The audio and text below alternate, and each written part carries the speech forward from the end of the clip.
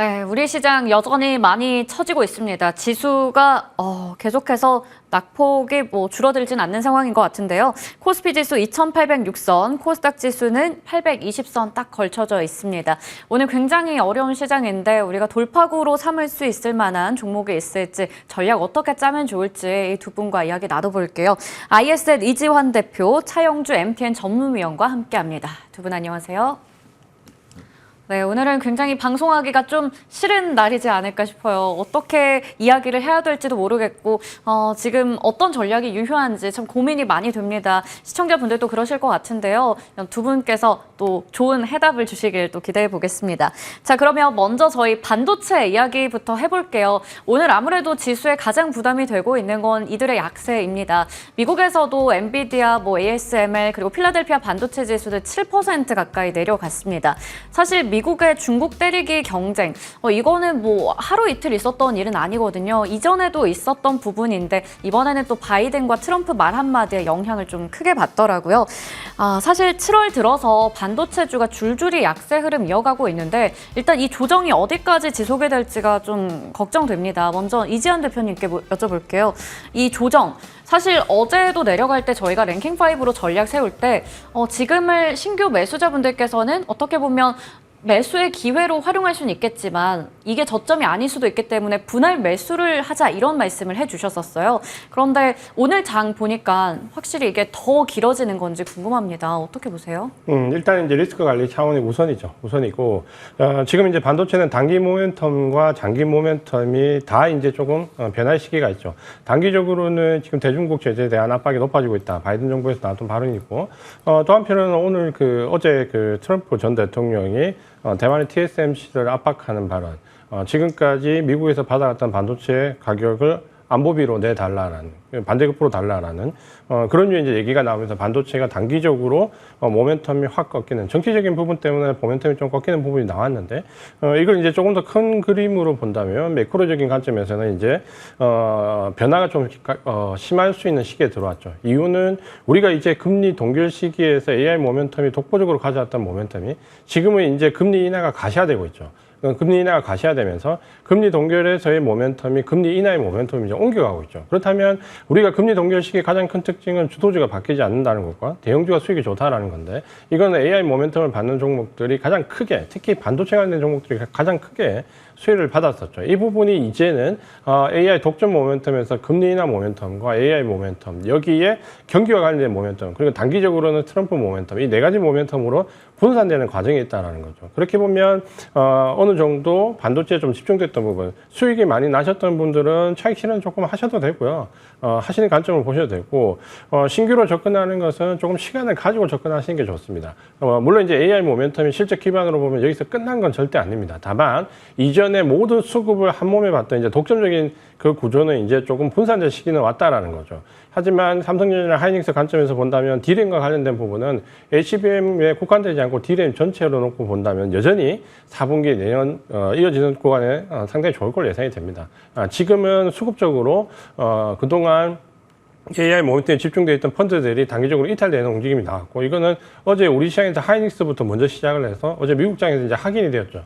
네, 그렇게 놓고 본다면 지금은 섣부르게 이제 매수로 들어가는 것보다 수익이 많이 나셨던 분들은 비중을 좀 줄여놓고 어디서 이제 지지를 좀 받을 수 있냐 여부를 충분히 수급적으로 확인을 하고 대응하는 게 필요합니다. 다만 이전처럼 내가 포트 전체에서 반도체에 50%, 60%, 70% 비중을 가져왔다면 지금은 이제 여러 가지 주도 섹터 중에 하나로 놓고 비중을 좀 조절해야 되겠죠. 그러니까 이런 부분에서 지금은 단기적인 악재와 함께 매크로적으로 금리 동결에서의 금리 인하로 넘어가는 과도기이기 때문에 이제 이 부분을 고려를 할 시기가 왔다. 이렇게 말씀을 드리겠습니다. 네, 지금은 확실히 리스크를 우리가 좀 고려해야 되는 그런 시기인 것 같습니다. 일단 차익 실현을 해야 된다, 비중을 어느 정도 줄여야 된다라는 말씀도 주셨고요. 신규로 보신다면 아직까지는 좀 시간을 둬야 된다라는 말씀 주셨거든요. 참 대응하기가 어렵습니다. 그러면 차영주 위원님께 질문 드릴게요. 반도체 관련주에 있어서 오늘 정말 최악의 날인 것 같아요. 너무 힘든데 이럴 때 도망가고 싶다라는 생각이 제일 많이 들거든요. 도망가야 될까요? 아니면 그래도 한번 저점에서 사볼 만한 쪽이 있을까요? 우리가 지금 현재 이 변동성의 원인을 잘 파악하는 것이 중요하다라고 생각을 합니다. 이 변동성이 과연 외부에서 온 것이냐 아니면 자체적으로 온 것이냐를 구분할 필요가 있죠. 제가 머니투데이 이제 고정으로 나오고 있습니다만 월요일 날 30%, 화요일 날 50% 개장 방송 때 말씀드렸고 어제 같은 경우 오후에 나오는 랭킹에서는 전량 매도를 권해드렸습니다. 그래서 저는 이제 하이닉스는 한 주도 안 갖고 있는 걸로 여러분들에게 이제 믿어 의심치 않는데 제가 이렇게 말씀드렸던 것은 트럼프의 외부적인 변수가 아니었죠. 결국 우리가 SK 하이닉스를 올 여름까지 보자라고 해왔던 부분들, 그다음에 세 번째 변동성에서 매도하십시오라고 미리부터 말씀드려 왔었던 부분들에 대한 결과물입니다. 그러니까 언제까지 주식이 올라갈 수는 없겠죠. 그렇다고 해서 AI 모멘텀이 끝난 거냐? 그렇지는 않습니다. 여기에 이제 우리 속담에 그런 게 있죠. 울고 싶을 때 뺨 때렸다. 울고 싶을 때 뺨을 맞은 거죠. 트럼프의 어떤 외부적인 변수에 나온 거죠. 저는 이런 것들이 지금 기회를 만들어 간다라고 생각을 합니다. 왜냐하면 AI 모멘텀이 끝난 게 아니고 만약에 하이닉스가 그냥 자체적으로 체력으로 약했었다라면 오히려 기회를 갖기는 어려울 것 같아요. 근데 외부적인 변수에 따라서 이런 것들이 생각보다 더 많이 빠지면 오히려 저는 매수 기회를 가져보는 것도 하나의 방법이다. 당장은 아니지만 일단 트럼프의 정치적인 행보에 따라서 주가가 빠졌다. 이익은 늘어나는데 외부적인 변수로 빠졌다. 그럼 매수 기회죠. 근데 서두를 필요는 없죠. 자, 트럼프가 대만을 때리는 것을 여러분들이 냉정히 생각해 보셔야 됩니다. 많은 언론에서 그 점을 못 잡아내고 있는 것처럼 안타까운데 트럼프가 처음부터 대만한테 돈을 내라고 그랬나요? 아니죠. 방위비를 내라라고 한 겁니다. 방위비. 지금 현재 트럼프 대통령은 이 방위비에 대한 부분들이 전에 트럼프 대통령 때도 있었어요. 우리나라한테도 지금 현재 우리나라가 한미 조약에 따라서 방위비를 대략 한 1조 5천억씩 매년 내고 있습니다. 근데 이거를 5조를 달라고 그랬죠. 문재인 대통령 때 얘기입니다. 여러분들 기사 검색하시면 바로 나옵니다. 5조를 달라고 그러는 것을 우리가 이제 협상을 해서 1조 5천억대로 막아낸 거죠.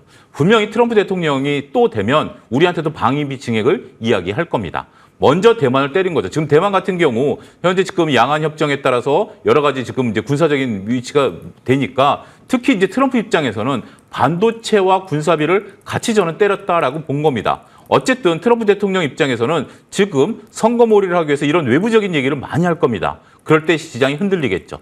그런데 여러분들이 여기서 중심을 잘 잡으셔야 되는 게 이거에 따라서 과연 TSMC가 흔들리겠느냐? 대만 바로 돈 내겠다고 얘기했죠. 이 정도라고 한다라면 충분히 저는 TSMC는 오늘 반등을 좀 나타낼 수 있을 것 같은데 우리 하이닉스는 일단 제가 월요일부터 말씀드렸던 거 트럼프 얘기 전부터 하이닉스를 말씀드렸던 것처럼 일단은 조금 조정받을 때가 됐다라는 거죠. 그런데 여기 이제 트럼프의 어떤 그 가속 페달이 들어갔다라고 보여집니다. 하지만 어느 정도 선에서는 지지가 될 거예요. 하지만 지지를 좀 예단하지 마십시오. 예단하지 마시고 만약에 지금 뭐 보유하고 계신 분 나는 보유하고 있는데 어떡하냐라고 한다면 저는 3분의 1 정도 지금이라도 덜어내고 그것을 밑에서 사는 게 유리하죠. 지금 상태에서 여러분들 이렇게 한번 생각해 보십시오. 여러분들이 저는 이 손절매 기준을 이렇게 생각합니다. 여러분들이 지금 하이닉스를 한 주도 없다. 그러니까 지금 하이닉스 갖고 계신 분들 얘기예요. 하이닉스를 한 주도 없다. 근데 나는 하이닉스를 살 거야 라고 한다면 버티시는 게 맞아요. 근데 지금 어떻게 하이닉스를 사? 좀 더 밀리면 사야지 라고 한다면 손절하시는 게 맞습니다. 그거를 여러분들이 스스로 한번 고민해 보실 필요가 있지 않을까 싶습니다. 네. 굉장히 또 현실적으로 말씀을 해주셨습니다. 지금 참 어떻게 해야 될지 고민되고 지금 또 사야 되나 이러한 생각이 드는 분들도 계실 텐데 그 부분에 대해서 좀 답을 주신 것 같아요. 일단은 보유자 입장에서 두 분의 말씀 종합해보면 어느 정도는 우리가 비중을 좀 줄여나가는 것도 중요해 보입니다. 지금 시점에서는요. 그런 상황이다 보니까 그러면 하반기에 차라리 반도체주 말고 다른 거 좀 봐야 되나 이런 생각이 들어요. 그 비중 줄인 걸로 다른 섹터로 넘어가야 되나? 두 분께 다 여쭤보고 싶습니다. 하반기에 사실 뭐 지금 조선도 강해 보이고요. 일부 뭐 트럼프 트레이드 관련한 종목들도 세긴 한데 대안주 어떻게 좀 찾아볼 수 있을까요? 이지한 대표님은 하반기에는 반도체 말고 다른 대안주가 있다면 어떤 거 생각하세요?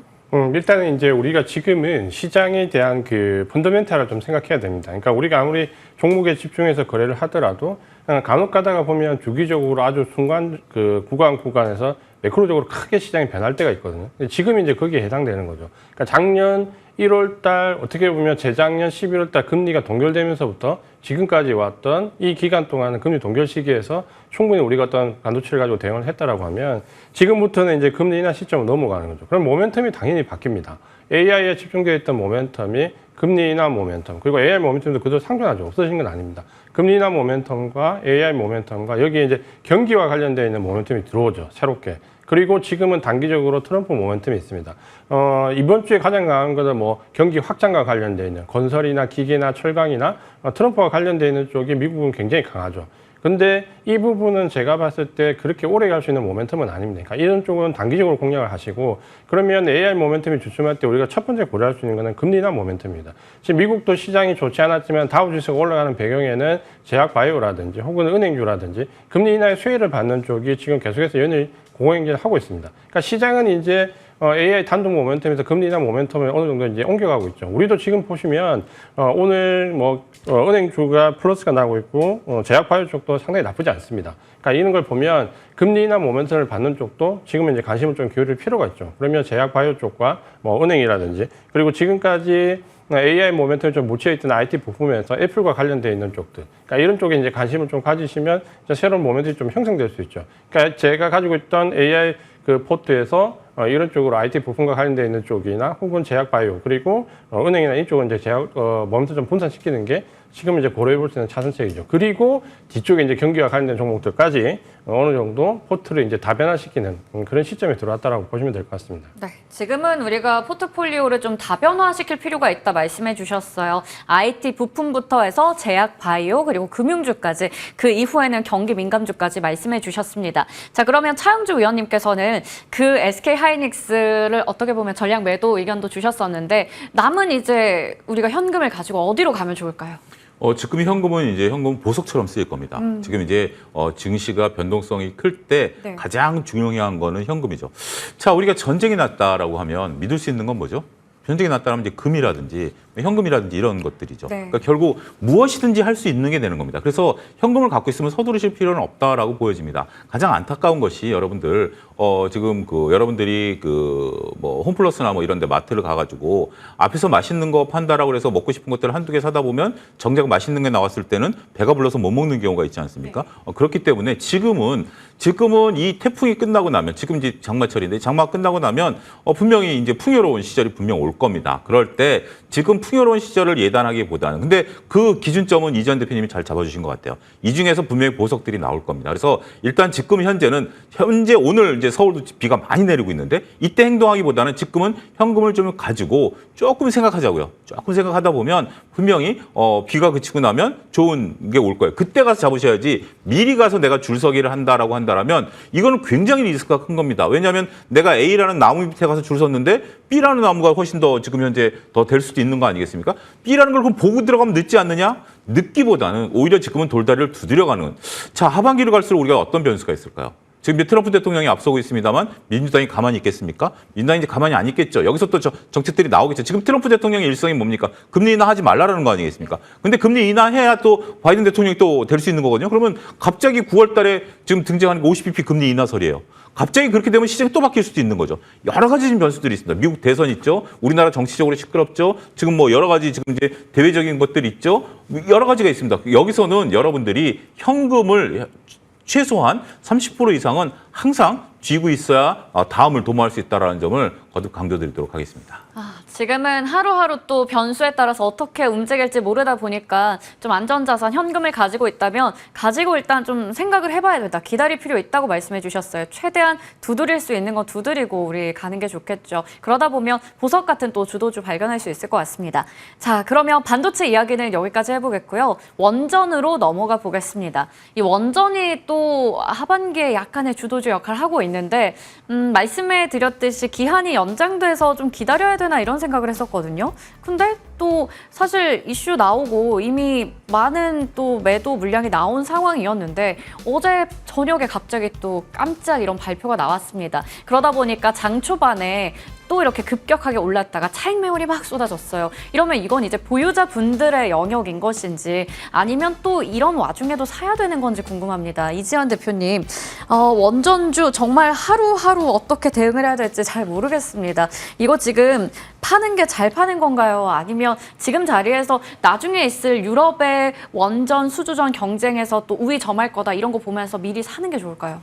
일단 이제 대응은 제가 볼 때 원전의 지금까지 주가 흐름을 본다면 물론 이 모멘텀이 한 번에 끝나지는 않습니다. 그러니까 계속 앞으로 계속 반복적으로 나올 거고 체코 원전 같은 경우도 지금 앞에 이제 이기에 대한 그 수주와 관련된 부분, 뒤에 이제 추가로 또 이기에 대한 부분, 전체적인 금액 그리고 여기 유지 보수와 관련된 이슈가 이제 계속 나올 건데 가능하면 대응은 좀 짧게 하시는 게 원전에는 조금 더 유리한 부분이 있습니다. 그러니까 주가가 이슈화돼서 뉴스가 떴을 때 오히려 매도를 하고 또 며칠 지나면 또 이슈가 또 불거지면서 또 진입할 수 있는 자리가 오거든요. 그러니까 결국 원전 테마는 반복적으로 나오지만 대응은 좀 짧게 하는 테마로 보시는 게 유리할 것 같고, 결국은 이제 이 원전 테마 자체가 계약의 체결이나 뉴스와 관련된 부분에서 이슈가 되기 때문에 모멘텀이 결국은 미리 선점해서 들어가서 뉴스에 팔고 나오는 전략으로 가시는 게 지금은 가장 좋을 것 같습니다. 또 한 가지는 이게 이제 반복적으로 들어온다라고 했을 때 오히려 기술적 분석이 이 원전 관련되어 있는 종목들한테는 좀 중요할 수 있습니다. 그러니까 기술적으로 눌렸다라는 자리, 차트상에서 확인할 수 있는 부분을 좀 고려해 가면서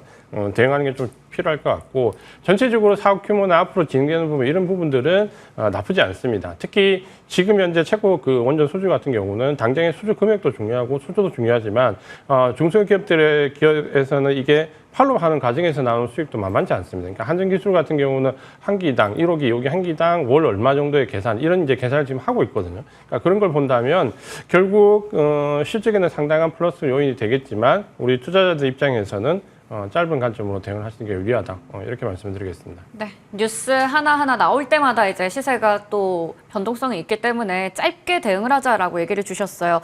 오늘 사실 뭐 대장주 역할을 했던 한전산업 장 초반에 상한가로 이제 시작을 했는데 현재 17%대에서 여전히 그래도 거래가 잘 되고 있는 상황이거든요. 그만큼 추가 상승 여력 있는지 궁금한데요. 차영주 위원님, 지금 내년 3월쯤 돼야지 이제 또 뭐 계약 있을 거고 추가적인 뉴스는 아직 다 살아 있습니다. 그러면 원전주를 좀 어떻게 봐야 될까요? 원전주를 그동안 제가 말씀드려왔던 것은 그 부분 좀 뒤에서 얘기하고, 원전을 여러분들이 이제 수주에 대해서 제가 이번 주 월요일 날 이제 그런 말씀을 드렸어요. 수주 가능성이 60% 이상 될 것이다. 보통 5대 5인데 60% 이상 될 것이다라고 말씀드렸던 게 뭐라고 말씀드렸냐면, 우리 수출은행이 나설 가능성이 있다. 현 정부의 공약 사업이기 때문에 결국 오늘 한겨레 신문에서 보도가 됐죠. 수출입은행이 나섰다라는 부분들. 그거는 이제 윤석열 대통령께서 저도 이제 체크 못했던 건데, 저는 이제 당연히 수출입은행이 나설 걸로 봤습니다만, 윤석열 대통령께서 그때 이제 동유럽 방문할 때 체코 대통령한테 수출입은행이 지원하겠다라는 부분들을 언급을 이미 했었다라는 것이 기사화 됐었더라고요.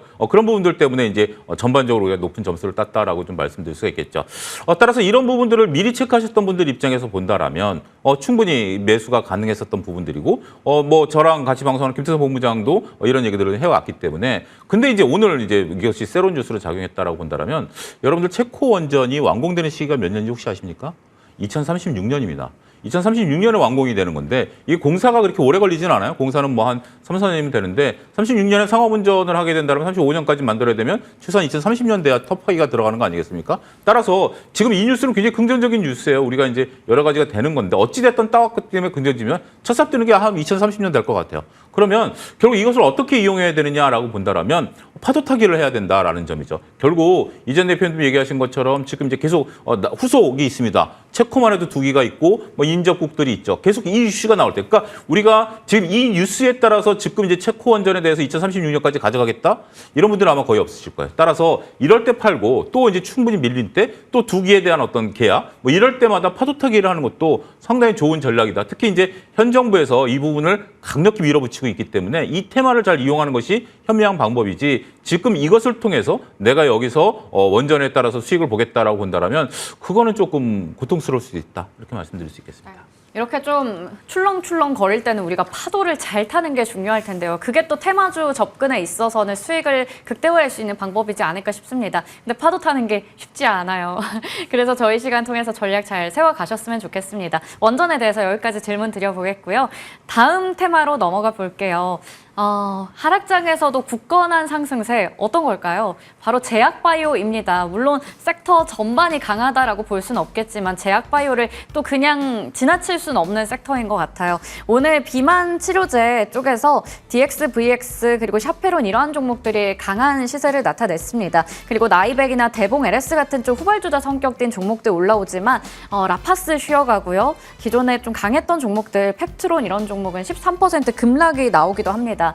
너무 많이 달렸던 걸까요? 좀 기운이 빠진 것 같은데 이거 일시적인 건지 이재현 대표님 이렇게 빠질 때 또 담는 게 괜찮은 건지 오늘은 아무래도 급락하는 쪽이 많다 보니까 이런 질문 계속 드리게 되네요. 일단은 제약바이오를 조금 이제 세밀하게 뜯어볼 필요가 있습니다. 그러니까 지금까지 제약바이오는 올 초에 작년 말부터 금리 인하 수혜가 기대되면서 전체적으로 올랐다가 신약에 대한 모멘텀에 대한 부분이 또 부각이 됐었죠. 그러다가 사실은 그 이후에 거의 테마성으로 모멘텀으로 굳어지면서 비만이나 혹은 탈모 이런 식의 어떤 특정 질환과 연계되어 있는 이런 부분들의 종목들만 선별적으로 올랐죠. 그러다 보니까 올 한 해 하루는 ADC나 비만이다라는 얘기가 나올 정도로 이 두 가지에 집중됐었는데 그게 지금 보면 미국의 차익 매물이 나오면서 미국도 마찬가지지만 비만과 관련돼서 굉장히 큰 폭으로 올랐던 일랄리나 이런 것은 급락이 나옵니다. 그러니까 똑같은 패턴이죠. 근데 우리가 좀 긍정적으로 봐야 될 부분은 그러니까 특정 질환의 테마성으로 올랐던 종목들은 가닥이 올랐던 종목들은 조정을 받는데 반면에 전체적인 섹터를 놓고 보면 그동안 낙폭이 굉장히 컸던 제약바이오에서 대형주들이 이제 본격적으로 상승하기 시작했죠. 그러니까 미국도 지금 보면 노바티스 외에 GSK, 글락소스미스클라인이나 그동안 화이자 같이 낙폭이 좀 컸던 아주 큰 대형 제약사들이 급등을 하기 시작했고 우리도 삼성바이오로직스나 그동안 무겁게 움직였던 종목들이 이제 움직이기 시작했거든요. 그러니까 이거는 앞서 말씀드린 이제 금리 인하의 모멘텀을 이제 제대로 받아 들어가는 거죠. 결국은 금리 인하 모멘텀에서 미국은 가장 크게 수혜를 받는 게 은행과 제약바이오 쪽이고 우리도 역시 이제 제약바이오 쪽에 해당된다라고 계속 얘기를 드렸는데 이제 이게 본격적으로 이제 모멘텀으로 이제 붙는 거죠. 그러니까 지금까지 금리 인하에 대한 기대감으로 얘기를 들었다면 이제는 이제 그게 목전에 들어왔기 때문에 실제적으로 수급으로 좀 연결되고 있죠. 가장 긍정적인 거는 특정 질환과 관련되어 있는 테마성으로 오르는 게 아니라 실적 기반으로 갈 수 있는 대형주들, 미국도 글락소스미스클라인이나 화이자나 이런 기업들, 우리나라도 삼성바이오로직스나 류한양계 같은 이런 기업들이 상승을 주도하기 때문에 지금 이제 상당히 긍정적으로 볼 관점이 있고 앞서 말씀드렸던 AI 반도체에서 빠져나온 자금 어디로 투입해야 되냐라고 할 때 제약바이오는 말씀드렸던 금리 인하 모멘텀을 받는 1번 순위로 생각을 하셔도 될 것 같습니다. 네.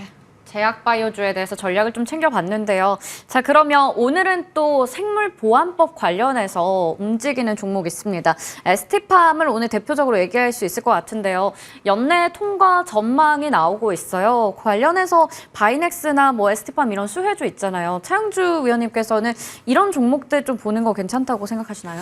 일단 지금은 우리가 이제 그 전망에 대해서 기대하는 부분들에 대해서는 좀 신중할 필요가 있다라고 좀 말씀드릴 수가 있습니다. 생물보안법에 대한 부분들이 또 정권이 바뀌게 된다라면 이 부분도 또 어떻게 될지 모르는 부분들 아니겠습니까? 따라서 이 부분에 대해서는 조금 신중을 해야 되고 그다음에 우리가 이제 뉴스라는 것에 대해서 보게 된다라면 여러분들도 보면 채소라는 것이 가장 땄을 때가 가장 맛있고 시간이 지나면 채소라는 게 맛이 없어지는 거죠. 생물보안법 얘기는 벌써 얼마가 됐죠? 이것도 이건 이제 굉장히 지금 장을 담그는 수준에 이제 우리가 다루고 있다라는 거죠. 이런 부분들을 보게 된다라면, 저는 새로운 신선한 뉴스는 아니다. 지금 이제 신선한 뉴스에 반응한다라는 것은 오히려 트럼프 대통령이 지금 대만을 때렸다. 이건 굉장히 신선한 뉴스죠. 악재이긴 하지만. 근데 이거 긍정적인 뉴스다 하더라도 이런 악재 속에 그래도 우리가 저 옛날에 나왔던 뉴스를 끄집어내가지고 이걸 다시 매수를 한다? 이 부분에 대해서는 우리가 한번 좀 고민해보자라고 좀 말씀드릴 수가 있겠습니다. 펩트론 말씀을 하셨는데 불편한 얘기를 하나 좀 드리겠습니다. 펩트론 차트하고 실리콘 차트를 한번 비교해 보십시오. 둘 다 긍정적인 재료가 있었고 올라갈 때 한없이 올라갈 것처럼 보였던 주식들입니다. 하지만 실리콘2 매도 신호가 나온 이후에 저도 이제 매도 신호 말씀드렸죠. 펩트론도 지금은 차트가 꺾였다라는 측면에 있어서는 이게 아무리 긍정적인 재료를 갖고 있다 하더라도 일단 보유하고 계신 분들이 팔고 있다. 이 수급 논리를 잘 보셔야 되지 않을까 싶습니다. 네, 수급적인 논리도 중요해 보인다라고 말씀해 주셨습니다. 저희 이야기하는 동안에 지수 상황이 더 좋지 않아졌네요. 코스피 지수가 2,800선이 깨졌습니다. 7월 3일 이후로 보름만에 이렇게 또 2,800선 아래로 내려갔는데요. 현재 2,799선에서 움직이고 있죠. 1.5%로 낙폭이 확대되고 있습니다. 코스닥도 마찬가지로 820선 아래에 위치해 있네요. 지수 흐름이 좋지 않은데요. 오후장 끝까지 저희와 함께 하시면서 전략 챙겨보셔야 될 것 같습니다. 자, 그러면 다음 섹터로 넘어가 볼게요.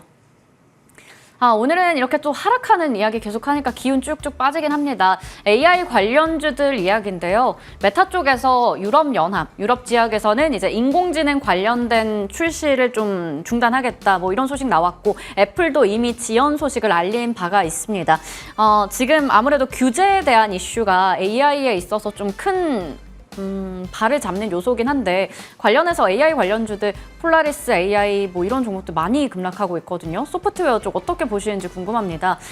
차영주 위원님, AI 쪽은 사실 이런 거 굉장히 큰 이슈거든요. 이거 오늘의 급락이 좀 이어지는 걸까요? 어떻게 대응해야 되나요? 조심하셔야 됩니다. 그러니까 여러분들 하드웨어와 소프트웨어는 분명히 다릅니다. 그리고 제가 하드웨어를 말씀드렸을 때 하이닉스를 그렇게 강하게 말씀드렸던 이유는 두 가지를 말씀드렸습니다. 하나는 지금은 누구든지 이 하드웨어를 투자해야 된다. 그러니까 어떠한 기업이든지 돈을 벌든지 안 벌든지 제가 기억하는 워딩은 돈을 벌든지 안 벌든지는 상관없습니다. 무조건 투자를 해야 되는 거기 때문에 이게 무서운 거다. 그리고 이건 금리 인하와 인상이든 상관없이 투자해야 되는 거다. 그래서 하이닉스를 봐라. 엔비디아와 하이닉스가 청바지를 파는 회사다라는 거죠. 자, 이제 문제는 이것들을 투자한 회사들이 돈을 버느냐 못 버느냐 이제 귀결된다라는 거죠. 우리 네이버 같은 경우 클로바엑스 상당히 안타까운 현실이죠. 지금 막대한 돈을 투자해서 클로바엑스를 출시했습니다만 지금 우리 방송에서 거론 안 한 지 꽤 오래됐죠. 결국 메타라든지 이런 업체들이 결국 얘네들이 이거를 출시를 한다 안 한다라는 것은 그들도 거기는 이제 반독점이 있기 때문에 여러 가지를 파악하긴 하겠습니다만 돈을 버는 입장에서 이런 것들을 멈췄다라는 것들, 그다음에 애플이 연기했다라는 것은 결국은 자기네들이 어떻게 돈을 벌 것인가에 대한 이제 진정한 고민이 됐다라는 거죠. 이거는 하드웨어랑 다릅니다. 여전히 지금 엔비디아와 하이닉스는 물건을 파는데 불난 호떡집이라면 이 호떡을 사갖고 와가지고 재판매를 해야 되는 입장에서 본다라면 이제는 판매를 가르겠죠. 저도 챗GPT를 29,000원 유료로 쓰고 있습니다. 챗GPT를 쓰고 있는데 나머지 이제 그러면 이 플랫폼에 못 들어온 업체들 같은 경우는 상당히 곤혹스러울 수도 있다는 측면에서 보면 이들의 전략을 여러분들이 잘 읽어보고 여기서 과연 누가 승자가 되겠느냐라고 본다라면 저는 메타는 지금 좀 포지션이 좀 애매한 것 같아요. 전반적으로 메타에 대한 포지션은 좀 애매합니다만 애플에 대해서는 여전히 우리가 이제 출시를 연기했지만 온디바이스 에어로 들어간다라면 애플에 대해서는 저는 긍정적으로 보고 있기 때문에 핵심주인 애플에 대해서는 조금 여전히 더 봐야 되지 않을까 싶습니다. 네. 일단은 AI도 참 중요합니다. 소프트웨어 관련해서 전략을 우리 잘 챙겨야 될 텐데 이런 규제 이슈들 꾸준히 좀 봐야 됩니다. 이거는 하루 이틀 안에 해결되는 부분이 아니기 때문에 대응을 잘 해봐야 될 것 같습니다. 자, 그러면 다음 테마로 넘어가 볼게요. 대왕고래 쪽인데 일단 아직까지 좀 선정 관련된 이슈가 작용을 하고 있습니다. 2시 기점으로 해서 관련 발표 있을 예정이라는 말도 있었는데요. 관련주들 보면 또 여러 가지가 있습니다. 석유 쪽도 있고 그리고 밸브나 피팅 쪽도 있고요. 최근에 또 이런 관련해서 피팅 밸브 쪽 리레이팅 많이 되고 있는데요. 오늘 한성 밸브가 관련해서 상한가를 장중에 찍기도 할 정도로 많이 오르기도 했었어요. 하지만 여전히 시세는 좀 꾸준히 봐야 됩니다. 지금 이럴 때 또 팔아야 되는지 이재한 대표님께 여쭤볼게요. 이거 세론으로 작용하는 걸까요? 어떻게 봐야 되나요? 일단은 이제 수혜를 기대하는 것도 기대하는 거지만 수혜의 반대쪽을 이제 생각을 많이 하셔야 되는 거죠. 그러니까 지금 현재 이제 이 이슈 같은 경우는 어떻게 나오는 정책이나 뉴스에 결정되는 상황에 따라서 되고 안 되고가 이제 명확하게 명암이 좀 갈리는 거죠.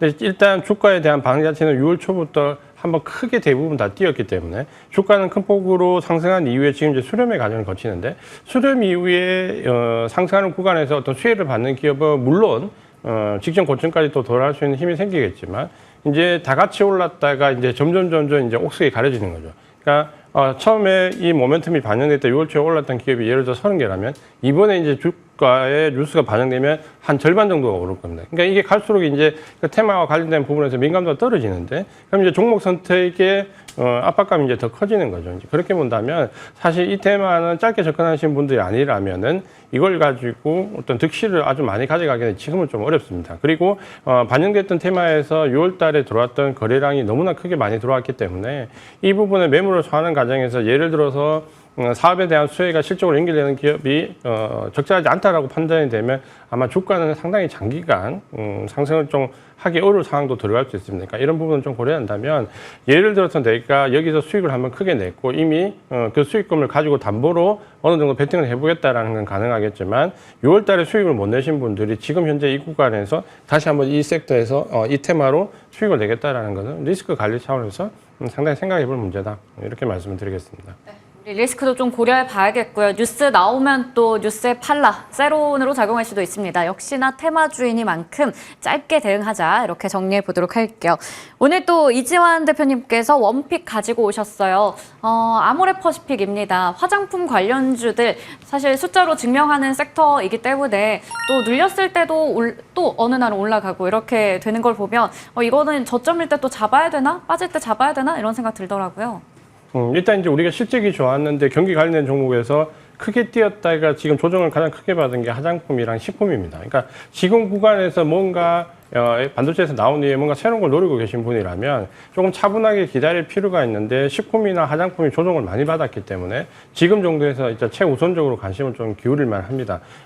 어제 이제 아모레퍼시픽이 올랐고 오늘 올랐다 좀 밀리는데 상승과 하락 구간에서 지금 접해 있는 구간을 본다면 지금 정도는 상당히 괜찮은 구간이고 아모레퍼시픽은 중국에서 상당한 고전이 펀더멘털 자체가 이제 북미와 동남아, 유럽권은 이제 좀 바뀌고 있죠. 그리고 유통망 자체도 예전에 직접적으로 건설했던 유통망에서 온라인이나 이커머스 쪽으로 많이 전환이 됐죠. 그러면서 중국에서도 생각보다 실적이 좀 개선됐습니다. 그러니까 이런 부분들이 아마 이제 계속해서 3분기, 4분기 실적으로 좀 반영된다고 보면 중장기적인 포지션 관점에서 보시는 분들이라면 지금 아모레퍼시픽 꼭 한번 고려를 해보시는 것도 나쁘지 않습니다.